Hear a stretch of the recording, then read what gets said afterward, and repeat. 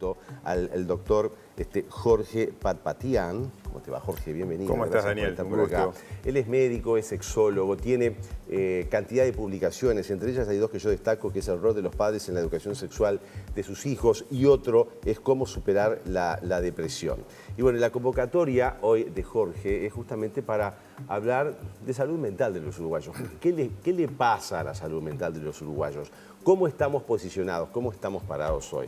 Obviamente que en estos días destacamos lo que fue el aumento del presupuesto planteado para la salud mental en el país. El otro día hacíamos referencia a lo que es la capacitación a los médicos de primer nivel de atención justamente en salud mental. ¿Cómo estamos? ¿Cuál es el diagnóstico actual? Bueno, yo creo que es un bien postergado la salud mental en estos últimos años y particularmente en este último tiempo hemos sido testigos de una realidad más consciente de esta situación. Tú estudiaste en la misma facultad que yo y en la Facultad de Medicina ya desde entrada sabemos muy bien de que el lapso de estudio en los 8 años que nosotros tenemos de pregrado, apenas 3 semanas, 4 semanas nos hemos dedicado al estudio de la salud mental. Eso significa que los médicos no estamos preparados, los profesionales de la salud creemos que esto es una especialidad subespecialista. Y yo creo que no es así, porque si nosotros vemos las estadísticas, el 80% de la población mundial no tiene acceso a servicios de salud mental. En el Uruguay hay un 15% de individuos que padecen de depresión, de los cuales el 80% no están bien diagnosticados. Entonces esto, como tú sabes, es una situación que nos compete a todos. Y es por eso que es importante esta temática. Más allá de lo que puede ser el déficit o la falta en lo que es un diagnóstico oportuno, ¿no? Porque tú decías justamente una formación que es limitada, capaz que profesionales que no tienen, obviamente en base a eso, una capacitación para hacer un diagnóstico temprano. Pero ¿qué factores inciden a la hora de empezar a padecer un trastorno mental, dejando de lado aquellos problemas que pueden tener una base genética, ¿no? Y hablamos de Uruguay, o sea, obviamente que es multicausal lo que ocurre y pasa a todas las clases sociales, a todos los niveles. Pero ¿qué es lo que en nuestro país hace que tengamos problemas de salud mental tan importantes, con niveles de depresión y de autoeliminación? Bueno, yo creo que los factores... condiciones? Yo creo que los factores, como tú sabes, son complejos, desde factores genéticos a factores ambientales. Dentro de los factores ambientales podemos notar la falta de asistencia, la falta de acceso. El 80% de las personas que tienen depresión no saben, por ejemplo, en la depresión, que es la situación más frecuente, no saben que tienen depresión o están mal diagnosticadas. Los recursos sanitarios son más escasos, los recursos financieros a la salud mental han sido insuficientes para esta tarea. Y yo creo que todo se combina. Si nosotros sumamos también en estos últimos tiempos el fenómeno de la pandemia, sabemos que la pandemia agravó situaciones de salud mental, ha aumentado los índices de violencia, de abuso sexual, de suicidio, de depresión. En clínicas generales hemos notado que pacientes post-pandémicos han tenido un aumento de cansancio, astenia, y frecuentemente eso obedece a cuadros depresivos, sobre todo los adolescentes que han estado desvinculados de su medio social, han producido una serie de síntomas y signos que es necesario poder percatarse. Y del adulto mayor también. Y del adulto mayor, por también. supuesto que Exacto. sí. La mayoría de los pacientes que tienen, que están en soledad, sobre todo los hombres, tienen una frecuencia altísima de padecer cuadros depresivos. ¿Y qué elementos, o sea, para adelantarnos un poco a la situación, bueno, cuáles son aquellas cosas que nos deberían de encender una luz de alerta, un llamado de atención? O sea, decir, bueno, esto puede desembocar en un cuadro depresivo.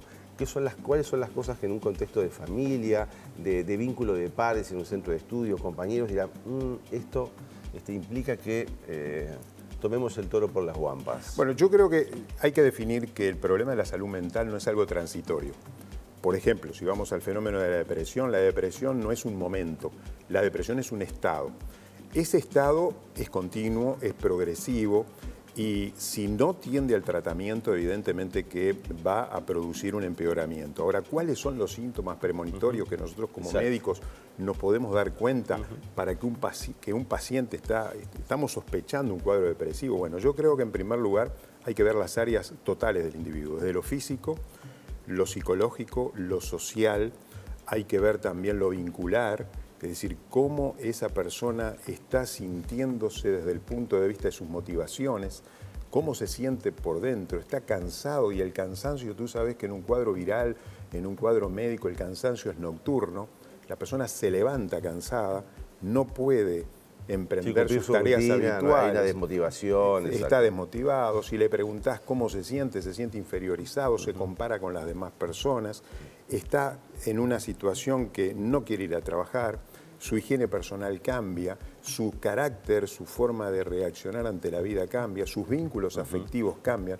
O sea que la salud mental no solamente abarca nuestra psiquis, sino que repercute en todas las áreas de nuestra vida. Eso implica que lo que es el manejo no basta con decir pongo más psiquiatras. O exactamente, sea, implica varias instituciones y varios profesionales para abordar el tema. Mira, este es un problema integral, es un problema total.